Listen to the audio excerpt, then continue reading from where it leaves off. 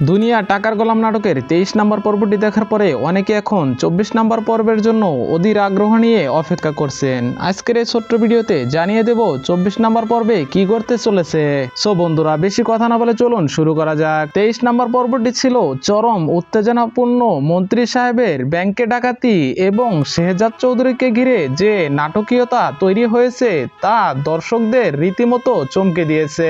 মন্ত্রী যেভাবে শেহজাদকে হুমকি দিয়েছে তাতে মনে হচ্ছে পরবর্তী পর্বে মন্ত্রী এবং শেহজাদের মধ্যে একটি সরাসরি সংঘর্ষ বা বড় ধরনের খেলা শুরু হবে। শেহজাদ কি পারবে সুমনের বাবার দেওয়া ছবি দেখে আসল অপরাধীদের খুঁজে বের করতে? এই পর্বে সুমনকে উদ্ধারের অভিযানে শেহজাদের মূল শক্তি বা বুদ্ধি দেখা যেতে পারে। গোলামের স্মৃতি কি আসলেও চিরতরে হারিয়ে গেছে নাকি এটি কোনো নতুন চাল?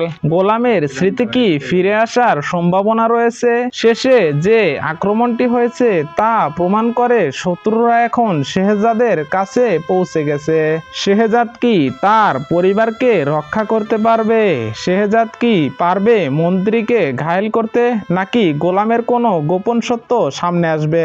সবগুলো প্রশ্নের উত্তর জানতে দেখতে হবে 24 নম্বর পর্বের মূল গল্পটি।